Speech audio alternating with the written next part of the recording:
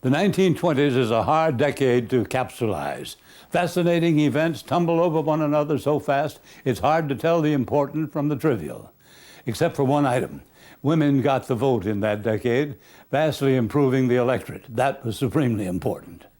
For the rest, the emotions whipped up by the biggest war up to that time left a spirit of après nous le déluge, so let's have a good time while we can. In the trinity of America's high purposes, life and liberty had to take care of themselves. The drive of the 1920s was almost wholly on number 3, the pursuit of happiness. The age has two symbols. One is the pretty girl in the helmet, hat, and the short skirt who strolled the campuses of Middle Western universities with galoshes open and flapping, which got her the name the Flapper. The other is Calvin Coolidge, who said the business of America is business. So he headed a government that behaved accordingly. A political leader of that time, a Democrat, published a list of the 59 men who ruled America. Rockefeller and J.P. Morgan were prominent, but there was not a single elected official on the list. These men are too busy to hold public office, the writer said, but they determine who shall hold such office, which they did, leading the nation in pursuit of the means of happiness all the way out the decade and over the cliff at the end. The 1920s, a decade of mores changing almost too fast to be coped with.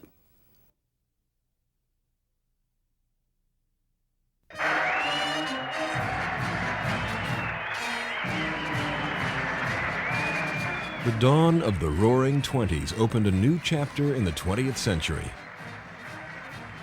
The war to end all wars had ended, and American troops returned home victorious to celebrations around the country. Yet beneath the surface, the sentiment was very different. President Woodrow Wilson spent 1919 and 1920 touring the country and promoting the League of Nations. Wilson believed that U.S. involvement in international affairs was a necessary step to guarantee peace, even though the fighting in Europe was over. But public opinion indicated a majority of Americans were in no mood to listen. The austerity and sacrifice of the war years had worn down morale. Most citizens wanted to return to the good old days that the war had so abruptly interrupted. Isolationism had set in once again. It had never been part of the American ethos to be tied to Europe. George Washington had said, no entangling alliances. There's a great big ocean out there. Well, the ocean's getting smaller and smaller. But the prevailing public opinion and political opinion was against the League of Nations. By the end of 1920, an exhausted and ailing Wilson failed to convince Congress to ratify the Treaty of Versailles, and the League of Nations was rejected. Wilson's foreign policy was abandoned.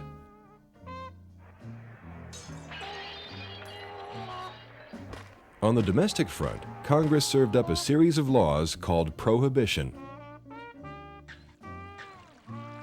The 18th Amendment to the Constitution prohibited the sale, distribution, importation, and consumption of all intoxicating liquors.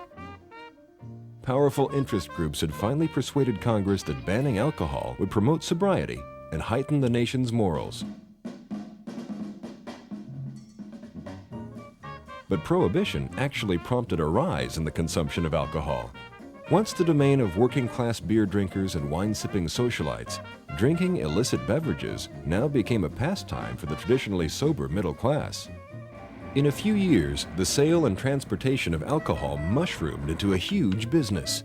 New York City alone was estimated to have 100,000 illegal bars called speakeasies. Law-abiding Americans became willing participants in crime, going to extraordinary lengths to sell or carry liquor. Rum runners and bootleggers thrived, smuggling liquor across borders from Florida to Maine. The hypocrisy was obvious to almost everyone.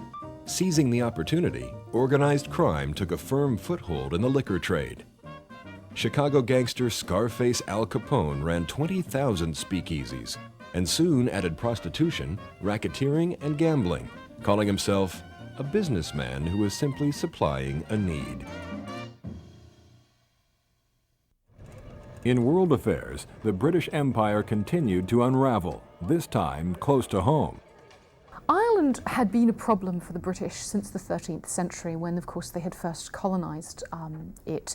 It was a problem for a number of reasons, partly because, of course, we're dealing with two religions. Ireland was largely Catholic, whilst England was largely Protestant and Church of England.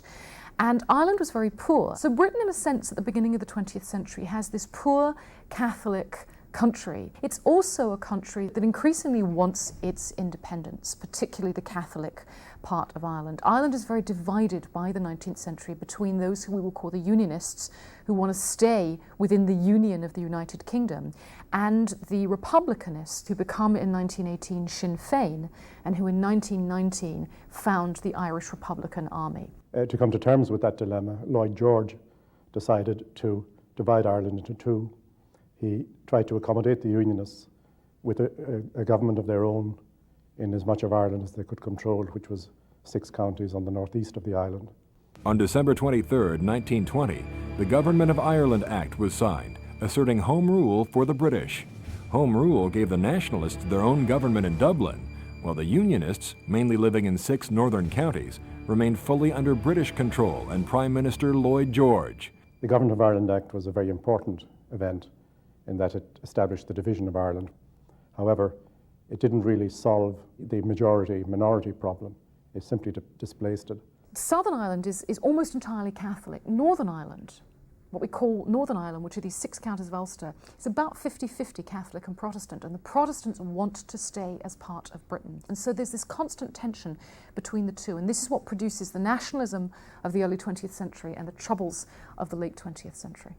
After granting Ireland a self-governing homeland, Britain turned its attention to another corner of the empire, India. In 1920, Mahatma Gandhi, the leader of India's struggle for home rule, began an organized campaign of passive resistance against Great Britain. Although Gandhi's political and spiritual influence on the country was considerable, many in the Indian population didn't fully understand his non-violent philosophy. As a result, armed revolts broke out in 1921, and Gandhi admitted defeat, calling an end to his civil disobedience campaign. In 1922, he was imprisoned by the British government and held until 1924. After his release, Gandhi withdrew from active politics. However, in the early 30s, he was unavoidably drawn back into the struggle for India's independence.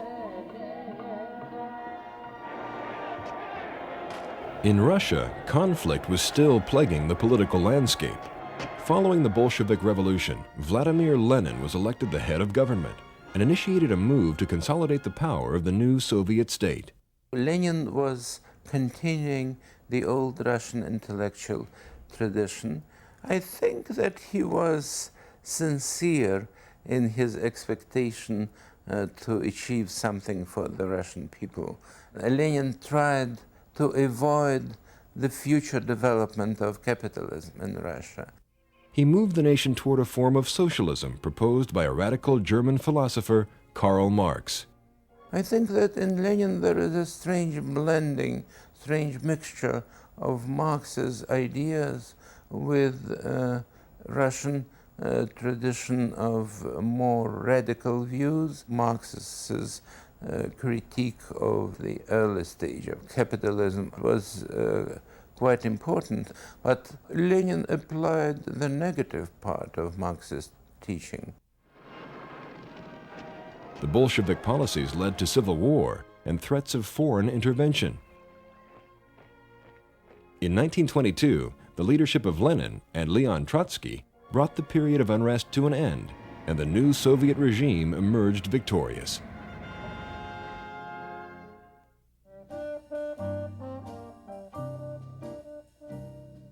America was mired in a struggle of its own.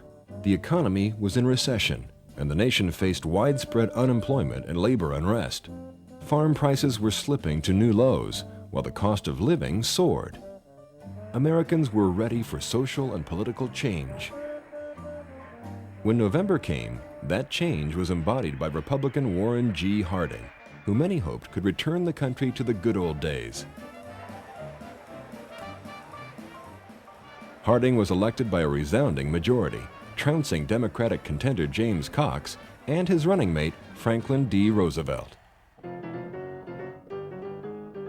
The 1920 election also introduced a new constituency, women. The hard-fought battle for women's suffrage was won when Congress passed the 19th Amendment, giving women political independence and forever altering the social and political landscape. I was one of the first ones to vote when they let women vote. And it was really a big thing in the world when women were allowed to have a hand in the making of the world.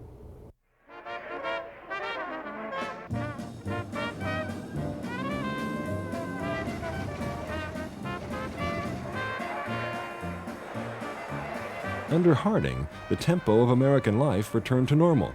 Signs of boom were seen in many sectors of society.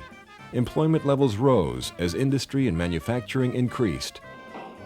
Technological advances developed for the war were now applied to consumer goods, from electric bulbs to automobiles. The surplus of World War I pilots pushed aviation's growth in new directions. Airmail first ventured into the skies with service between New York and San Francisco. America's move into a new mechanized age also initiated a shift in population. For the first time in history, the start of the 20s saw 51% of the country living in cities. New jobs, new beginnings, and new opportunities brought the level of optimism to new heights, and time for leisure and entertainment increased.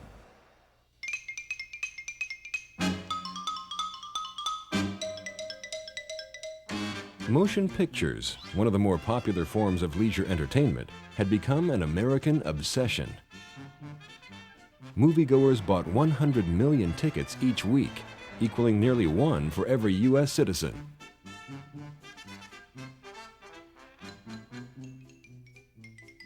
Silent stars continued to shine. Charlie Chaplin, Buster Keaton, and Harold Lloyd made silent comedies one of the most popular genres with audiences. Mary Pickford was America's sweetheart, and her husband, the dashing Douglas Fairbanks, burned up the screen in his swashbuckling adventures. The 1921 film The Sheik introduced a new kind of overtly sexual screen star, Rudolph Valentino. Yet the most remarkable film event of the early 20s played not on the screen, but in a courtroom. In 1921, famed comedian Fatty Arbuckle was implicated in the assault and murder of a young actress named Virginia Rappe. Arbuckle was acquitted, but the well-publicized escapade ruined his career. The scandal concerned studio bosses enough that they headed off further trouble by hiring an independent watchdog named Will Hays. In the early 30s, Hays instituted the Hays Code, forbidding, among other things, any screen kiss longer than a few seconds and demanding movies hold true to one point: the good guy wins. One of the best directors at manipulating the new code was Cecil B. DeMille, the most successful and flamboyant representative of Roaring Twenties Hollywood. DeMille embodied the new morality of the day, and his religious epics portrayed sex, violence, and murder, doing it in such a way that a moral was drawn at the end.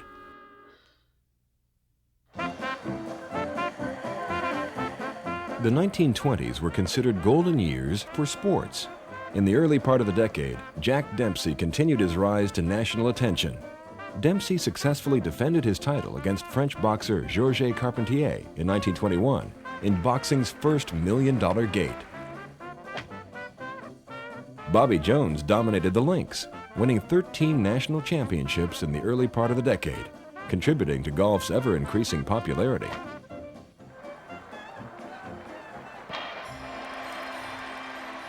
On the baseball diamond, George Herman Babe Ruth swung his way to fame and fortune.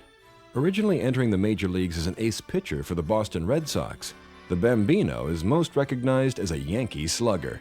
He joined the Yankees in 1920, and in his first season with New York, he pounded 54 home runs. The next year, 59. Ruth helped restore baseball's luster that had been tarnished by the scandal involving the 8 Chicago players accused of throwing the 1919 World Series. The various scandals that marked the 20s contributed to the rise of tabloid-style newspapers. These papers found a willing audience hungry for anything trivial and sensational. the carefree attitude contributed to numerous fads that came and went during the decade.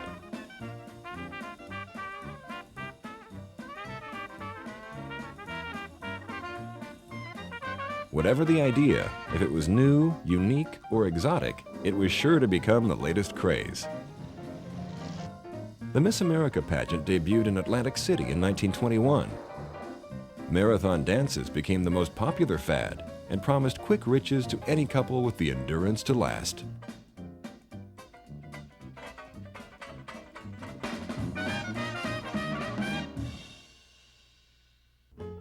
But nothing scandalized and flaunted the social mores of the time like the flappers.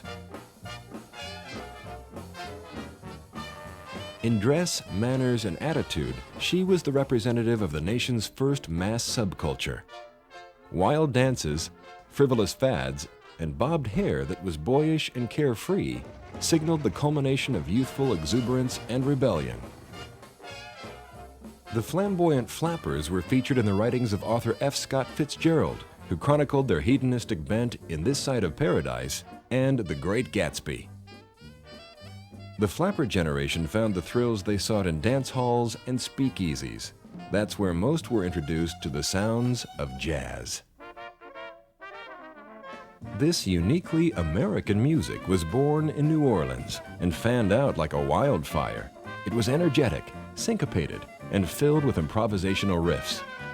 Jazz pioneers like Jelly Roll Morton, Kid Ory, and Joe King Oliver flourished on the club scene from New Orleans to Chicago and New York. I kind of remember a little bit about the 20s, as I was already a little kid in the 20s, and I used to hear this music all the time. I heard the records of Jelly Roll Morton, the records of King Oliver, and all of the bands from New Orleans, many of them from Arkansas and Tennessee. There were other bands around, I heard them. But basically all of the black groups played for black people. They played in the dance halls and in the honky-tonks. And the music became very popular during that period also because of the whites playing the music. And the music now was not only being heard by the blacks, it was now being heard by the masses of whites. Bix Beiderbecke's band was wildly popular. Paul Whitman took jazz favorites, rearranged them, and introduced symphonic jazz. George Gershwin wrote Rhapsody in Blue, an orchestrated jazz piece that has become an American classic. This piece was symphonic jazz for piano and orchestra, with Gershwin himself at the keyboard for opening night. Rhapsody in Blue was a success, helping Gershwin begin a career that would make him one of the world's most respected composers. But the most enduring ambassador for jazz had to be the great Louis Satchmo Armstrong. With his stylish coronet, raspy voice, and ever-present smile, Armstrong defined the American jazz musician for decades to come. Louis was one of these people that come along. We have them, they come along at different intervals in time, I would say. He was a genius. He had a way to play that no one ever heard of. He could play the trumpet like no one else. His articulation. He sparked the whole jazz world because up until that time, even jazz had a lot of rigidity to it. They played marches, these bands, these guys played marches. They were very rigid. Jazz has to be loose. Josephine Baker, the living embodiment of the jazz age, thought the vaudeville stage was the way to escape the poverty of her childhood. By age 18, the St. Louis-born singer and dancer was appearing with the Ziegfeld Follies in New York City. A year later, in 1925, she went to Paris to become an international sensation while appearing in a scandalous production called The Negro Review. Her outrageous dance moves and exotic costumes excited crowds all over the world. As a black woman openly displaying her sexuality on stage, Baker would have been shunned in her home country. Still, even overseas, she was sometimes too much. While some critics called her performances lewd and decadent, most considered her brilliant. Her supporters embraced and celebrated her as the living embodiment of the jazz age, making her the toast of Paris throughout the 1920s. No longer fettered by Victorian standards, the 20s witnessed an explosion of artistic expression and social commentary in America and abroad. Sinclair Lewis created works of stark reality. His novels Main Street and Babbitt earned him best-selling status and international acclaim. Former war correspondent Ernest Hemingway became the world's most celebrated author with his taut prose and works like The Sun Also Rises and A Farewell to Arms.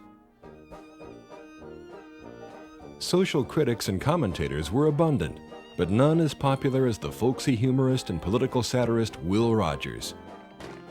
Through silent films, radio, and newspaper columns, Rogers' wry observations and gentle pokes at virtually every American institution made him a favorite with all classes. While flappers and jazz upset social norms, political controversy brewed in Washington. The affable Warren G. Harding was under fire as corruption plagued his presidency. The various scandals of his administration culminated in 1923 with the Teapot Dome scandal. Two oil tycoons bribed Interior Secretary Albert Fall for drilling rights on 2 large tracts of government-controlled land. Fall was charged with conspiracy and was later convicted and sentenced to a year in prison. The early part of the decade witnessed 2 important discoveries.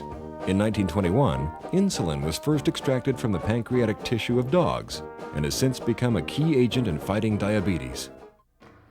In 1922, British Egyptologist Howard Carter discovered the tomb of Tutankhamun, the first find of its magnitude untouched by grave robbers. The world marveled at the splendor, from a solid gold coffin to everyday artifacts meant to assist the young pharaoh's journey into the afterlife. The discovery is considered one of the century's most significant archaeological finds. It spawned a King Tut fad in the States, with clothes, jewelry, and furniture all reflecting the opulence of the boy king.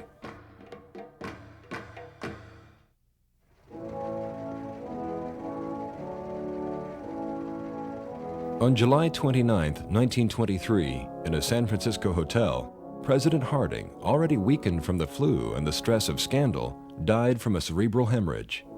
Though his popularity had waned, the outpouring of affection was immense. Crowds of mourners gathered at every stop along the funeral train's journey and sang the president's favorite hymn, Onward Christian Soldiers. Harding's replacement was Vice President Calvin Coolidge. 2 men could not be more different. Silent and serious, Coolidge was a prim Puritan from New England stock. Yet in an age of excesses and fads, the old-fashioned Coolidge was loved by the people. Coolidge went right to work, ordering investigations into scandals, firing many Harding appointees, and settling down to govern. His conservative philosophy was simple: less government is best. The economic boom that began under Harding continued sustained growth under Coolidge. New housing boomed in suburban areas as the population continued to shift to the cities. Americans had jobs, earned more, and had ample time to spend it. The work week shrank, and some companies even began offering 2-week paid vacations. People attributed the robust economy to the conservative leadership of President Coolidge. When the elections of 1924 arrived, the president rode the wave of the booming economy and his widespread popularity into another term in office. He proceeded to cut taxes, decrease spending, and trim $3 billion from the national debt. Americans were on the move, and they went by car. A middle-class family could own a Chevrolet for $700. A Ford Model T rolled off the assembly line every 10 seconds and was priced under $300. Anyone could have one for as little as $5 a week on the installment plan. Sunday driving became a national pastime. Gas was 22 cents a gallon, and car ownership rocketed to over 23 million before the decade closed. During the 1920s, as the stock market expanded and as public expectation and as optimism grew, a lot more expensive cars were being produced in America. You had fabulous cars for fabulous people, wealthy people, powerful people. You had these fabulous 16-cylinder Cadillacs and Marmons and other splendid cars like the straight-eight Duesenberg with double overhead cams and 4 valves per cylinder and a supercharger if you wanted one. Probably the only thing rivaling the automobile was the radio. By the mid-20s, Americans were buying 1.5 million radios a year. Broadcast stations went from a mere 30 in 1922 to 550 in 1923. Radio personalities sprang up as the medium's popularity grew.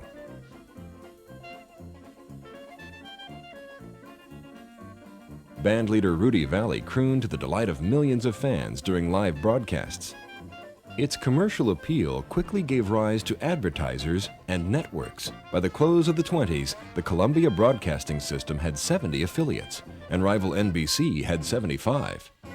With the proliferation of national magazines and radio stations, advertising became one of the decade's growth industries. Ads took on an evangelistic fervor, encouraging the public to buy, and buy they did. Everything from the everyday necessities to fashionable clothing and household appliances. Buying on credit became commonplace. For the first time, one could live beyond their means. Even as economic boom, frivolity, and innovation spread throughout the land, life in small towns and rural areas was more reminiscent of the 19th century than of the roaring 20s. Despite the automobile, children still walked miles to school. Travel by rail was still the most reliable way to get to the city. Doctors made house calls, day and night, good weather and bad. Milk and ice delivery men relied on animal power for their daily rounds. And the main entertainment still consisted of county fairs, ball games, family picnics, and sing-alongs around the parlor piano, and the most anticipated event of each year, the circus.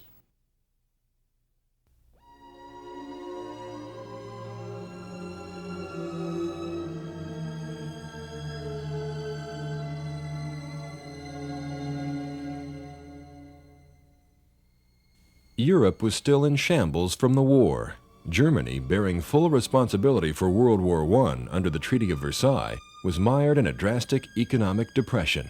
The euphoria of the turn of the century, when everything was great, everything represented a kind of advancement and hope, now totally disappeared. Terrible inflation devastated Germany, hyperinflation. People became desperate, hopeless, scared. Different types of extremism emerged. The 20th century became the age of extremes. The extremism brought radical political groups to prominence.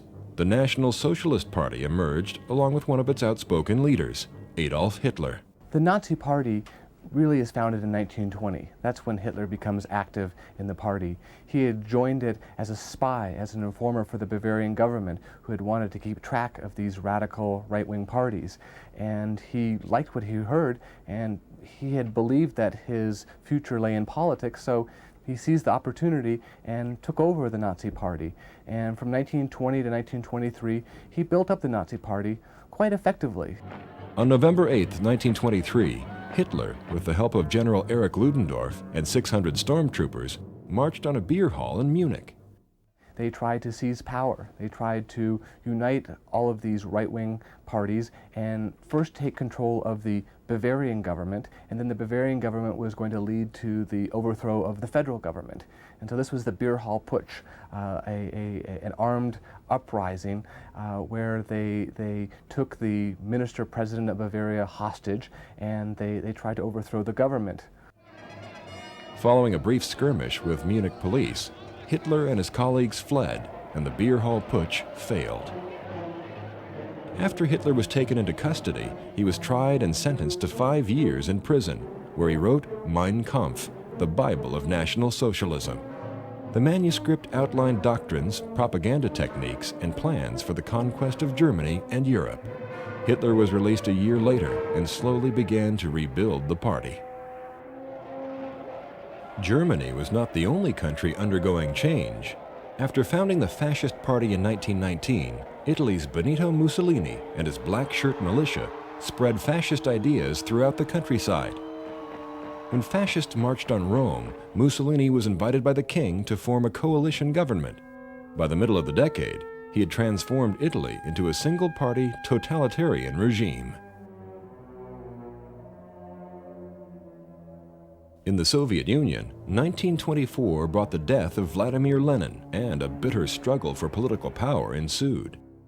When he was severely ill in the last year of his life, that is in 1923, already Stalin became Secretary General of the party, so the bureaucratic work of the party was controlled already by Stalin. Arch rivals Joseph Stalin and Leon Trotsky both claimed rights as Lenin's successor. Stalin, who had been a close associate of Lenin during the Civil War and Secretary General of the party, moved against Trotsky, gaining the support of a majority within the party and consolidating his power. All the rest of the party did not react negatively, with the exception of Trotsky, who was a very influential person. He was the leader of the Russian Red Army, and there were many people supporting Trotsky, but he was completely isolated. The rest of the Central Committee of the party was not with him. In 1927, Trotsky's policies were renounced, and Stalin expelled him from the party, sending him into exile. 2 years later, Stalin banished Trotsky from the country and solidified his position as sole leader of the Soviet Union.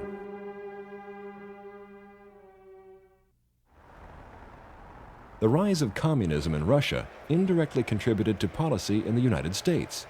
The Russian Revolution and subsequent Red Scare of 1920 heightened the anti-immigrant sentiment that had been building since the end of World War I.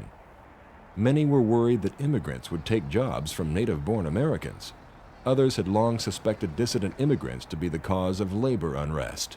There had been tremendous pressure in the United States to create a restrictive immigration act, and this began to happen in the 1920s. The 1924 Act in particular was based on a quota system, and the quota system favored entry for individuals from Northern and Western Europe. Now, this was a reaction against the thousands and millions who were coming in from Southern and Eastern Europe. It was also an effort to keep America white, Northern European. While the crackdown on immigration continued, racial hatred smoldered under the cloak of the Ku Klux Klan. Gaining members daily from the ranks of poor and bigoted whites, the Klan witnessed a resurgence unseen since Reconstruction days, counting 300,000 members in Ohio alone. They cast their net of blame not only on blacks, but also upon immigrants, Jews, and Catholics.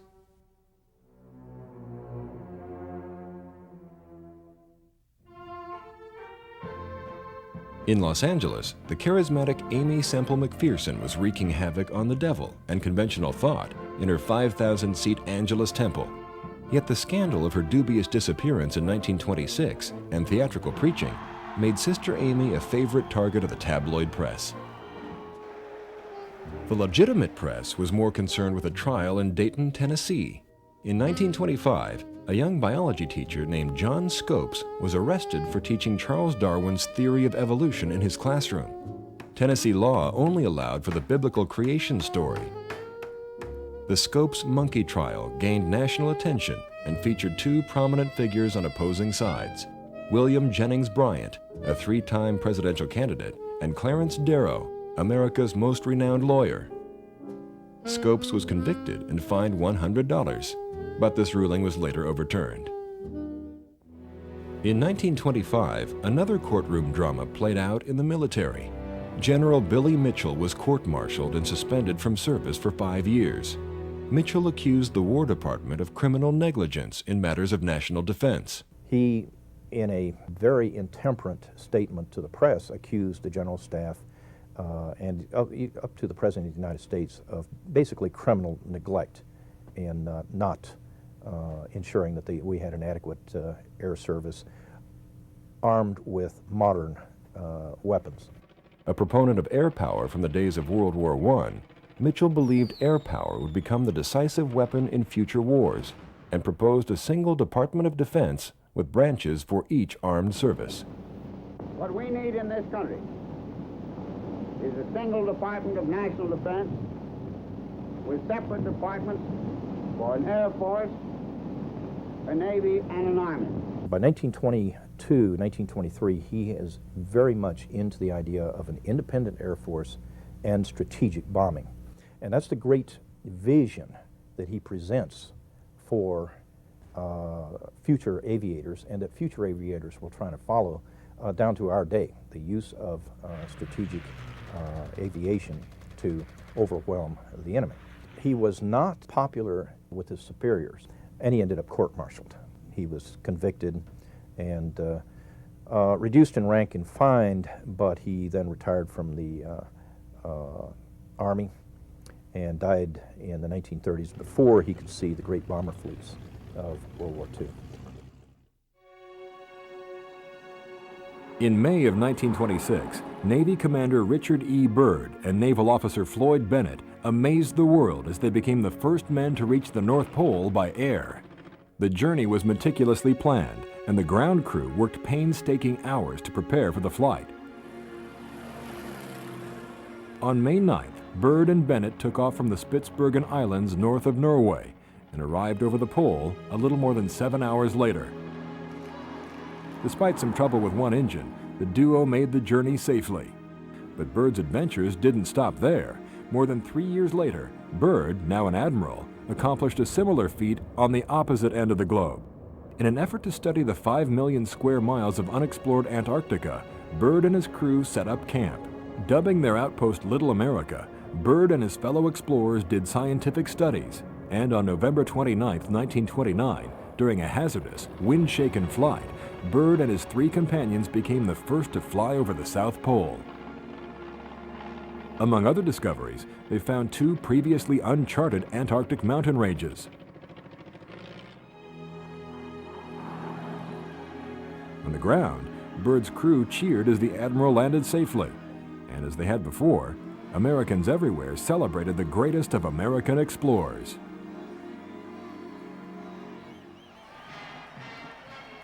In the world of sports, the most recognized figure in the country was Notre Dame's dynamic head coach, Knute Rockne.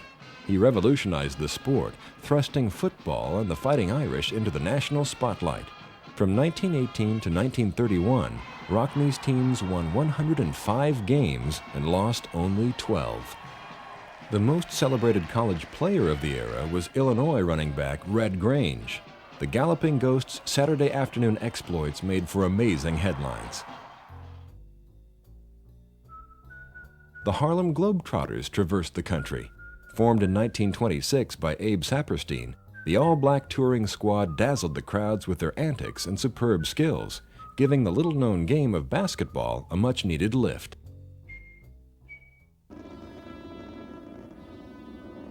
"1926 was a milestone year for technological advances. American rocket engineer Robert Goddard launched the first liquid-fueled rocket, using a mixture of gasoline and liquid oxygen. His work was instrumental in laying the foundation for contemporary space exploration. In Scotland, John Logie Baird discovered a means to transmit moving images. This forerunner to modern television displayed a hazy image of a ventriloquist and his dummy.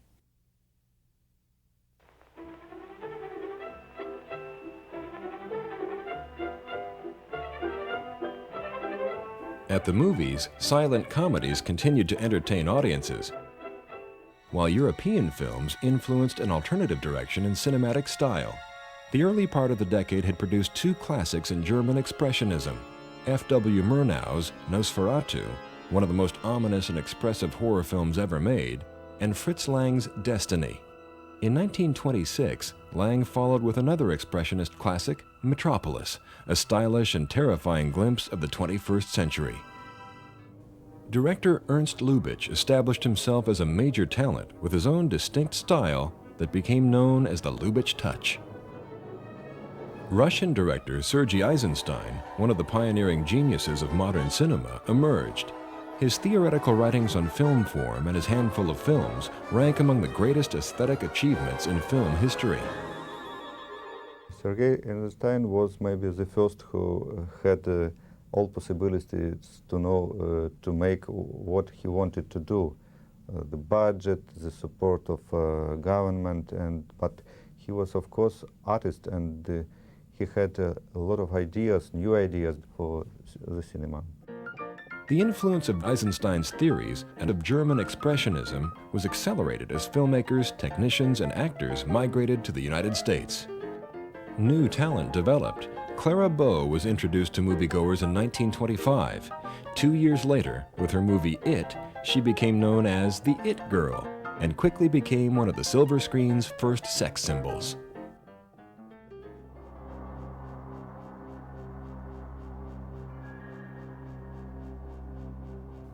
In the fall of '26, tragedy struck one of the world's greatest entertainers, Harry Houdini.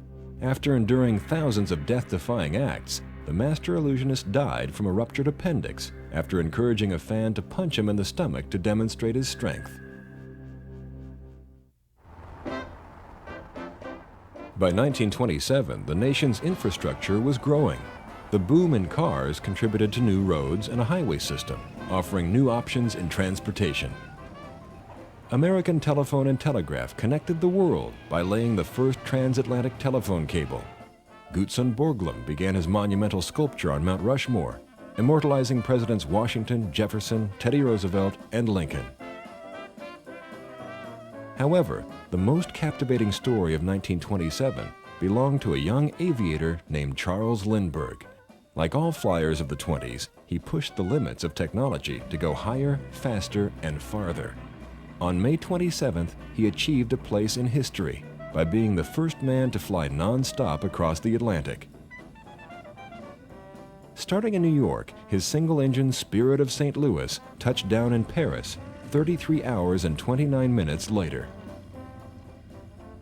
An international hero, the shy 25-year-old was given a ticker tape parade in New York City and the Congressional Medal of Honor. His heroic flight inspired poems, songs, and even a dance called the Lindy Hop. Lindbergh's success propelled commercial aviation forward. By the end of the decade, 44 airlines were flying passengers across the land. Wait a minute, you ain't heard nothing yet. Wait a minute, I said it. 1927 was crowned by another innovation when, for the first time, synchronous sound appeared in the movies. Al Jolson, appearing in The Jazz Singer, ushered in a revolution that changed the face of cinema. Although silent films continued to be produced, they dwindled as the new technology advanced. Silent stars fell from the firmament like meteors, unable to make the transition. Clara Bow's heavy accent was not pleasing to the public's ear. John Gilbert's flute-like voice didn't appeal to audiences, and he disappeared along with Norma Talmadge, Vilma Banky, and a host of other well-known stars.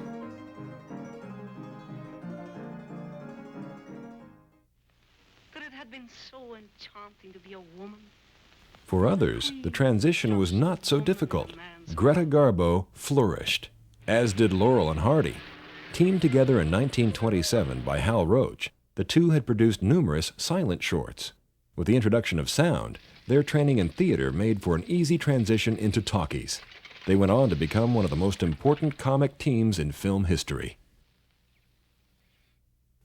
In 1927 and 1928, the world of science and medicine also witnessed discoveries with long-reaching implications. Belgian astronomer Georges Lemaitre first proposed the Big Bang theory for the origin of the universe. Based on Einstein's assumptions of relativity and the theory of an expanding universe, Lemaitre's discovery was hailed as a major breakthrough in astrophysics. Back on Earth, British bacteriologist Alexander Fleming discovered the first antibiotic, penicillin. Other notable advances included the iron lung, the Pap test, and the Geiger counter. In sports, Helen Wills and Bill Tilden dominated the game of tennis. Jack Dempsey resurfaced in 1927 to avenge his 1926 championship fight loss to Gene Tunney. Dempsey lost again by decision in a bout that became known as the Battle of the Long Count. After knocking Tunney down, Dempsey ignored the rule requiring a fighter to return to a neutral corner during the count. With Tunney down on the canvas, the referee delayed the count until Dempsey returned to a corner. Many speculate that this gave Tunney enough time to recover and win the fight. 1927 witnessed the conclusion of another controversy. The Sacco-Vanzetti murder case came to an end when Nicola Sacco and Bartolomeo Vanzetti, two Italian immigrants and outspoken anarchists, were executed for the murder of two men during a 1920 payroll robbery. When the guilty verdict was returned, an outcry arose over inadequate evidence and contradictory testimony. Many believed the two were prosecuted for their political beliefs. Sacco and Vanzetti maintained their innocence all the way to the electric chair. By the time the presidential election of 1928 rolled around, President Calvin Coolidge, in his typical low-key fashion, announced, without explanation, that he would not seek another term as president. The race was open to two new candidates, Republican Herbert Hoover and his opponent Al Smith. The presidential race ushered in a new element in campaign strategy. For the first time, radio played a key role in deciding the election. Voters believed Hoover's policy of a limited government and his association with Coolidge would ensure continued economic prosperity. When November came, they ushered Hoover into office with a solid victory over Smith. The political landscape was also changing halfway around the world in China. Chiang Kai-shek, the leader of the nationalists, as he succeeded in the military campaign against the warlords, with the help of communist sympathizers and factory workers of Shanghai, for example, suddenly turned against the communists. There was a tremendous bloodletting in 1927. And the communist members who were in alliance with the nationalists were forced out of the party and driven to the hills. And that was when Mao Zedong, meeting up with another of the leaders who had some training from Germany as a military leader, his name was Zhu De. So Zhu and Mao essentially formed a kind of alliance, what they call the Soviets, went into the mountains and started the first cohort of the Red Army to start the fight against the nationalists.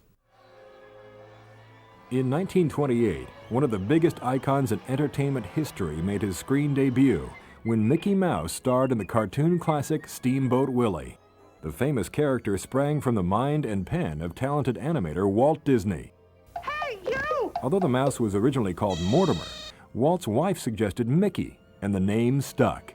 Voiced by Walt Disney himself, it was Mickey Mouse who made audiences laugh in Steamboat Willie. Steamboat Willie came along in 1928. It was released in November, I think, of that year, and was the first cartoon ever made with sound.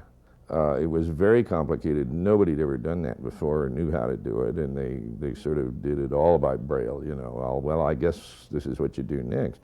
Mickey Mouse was an immediate favorite with audiences, beginning a legacy of animated characters the entire world has grown to love. Animation is an interesting medium in the sense that it's about half art and half technology.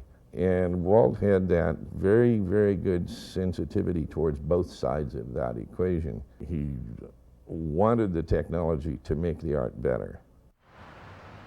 The next major change in automobiles took place with another Ford, which would have been the Model A, introduced in 1928. That car was so vastly superior to the Model T that Ford immediately had a backlog of orders for it. It was more stylish. They were finding out then that people bought cars on the basis of style as well.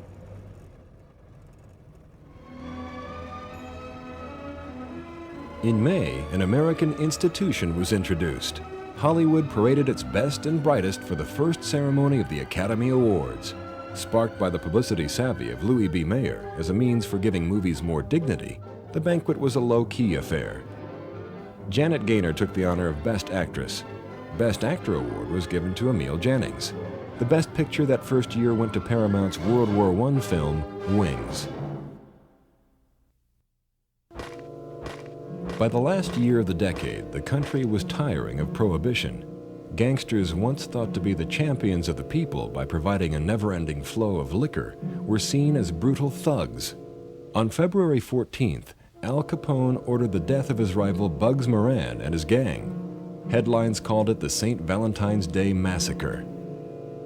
Though it didn't quell our thirst for liquor, it heightened the effort to rid the streets of mob control.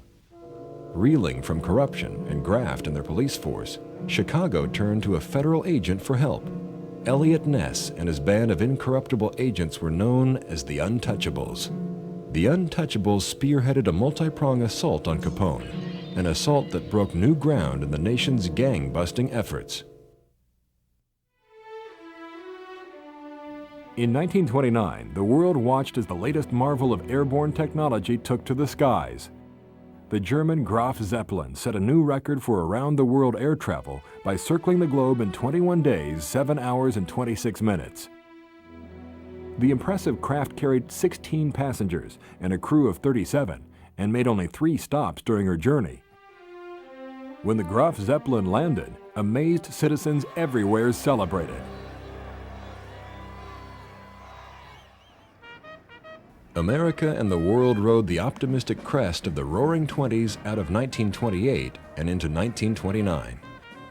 This optimism was reflected by the public's interest in the stock market. Investors large and small poured their savings into investments. Even average citizens became fluent in reading stock reports and ticker tape. Stocks were bought on credit or margin for a fraction of their true value by investors hoping to turn speculation into sizable profits. In mid-October, stock prices fell as a wave of selling engulfed the market. A group of concerned bankers bought $20 million of stocks and halted the slide. Then on October 29, 1929, Black Tuesday, the bull market that had lurched ahead for almost 10 years, came to a crashing halt. Panic erupted as frightened investors ordered their brokers to sell. Thousands of accounts were wiped out as a record number of shares were traded. By the end of the day, $15 billion evaporated into thin air, and with it, the savings of millions. Those who once enjoyed the boom of the 20s now milled about in unemployment lines. By November, 3 million Americans were out of work. Banks were overrun with those trying to collect their savings. Businesses dwindled, and many companies closed their doors. President Herbert Hoover remained optimistic, yet his optimism could not hide the truth. The consequences of nearly a decade of uncontrollable economic boom and inflation rested on his shoulders. The Great Depression had begun. What caused the Depression? Undoubtedly, it was a bundle of bad things. One was a bloated stock market. When it was found that stock values were being sustained by nothing but hot air, it collapsed. High protective tariffs, especially the famous Smoot-Hawley tariff, to keep foreign imports out of our market. Other nations countered by building tariff walls to keep us out of their markets. Having chopped the world market into fragments too tiny for anybody, we all went down together. But I think the main force was a gross maldistribution of incomes. People who produced goods for market got very rich. People who spend most of their incomes on consuming goods did not. Soon, consumers did not have enough share of the income to buy up all the goods that producers made, and businesses were idled, as were their employees. And down and around it went until we came to know poverty amid plenty and despair in a world pregnant with opportunity. A couple of benchmarks. When the Depression began, the wealthiest people got 34% of the nation's income. That's 34. When it ended, their 34 was down to 18%, and the economy was much healthier. Next time, the Depression of the 30s and its meanest creation, Adolf Hitler.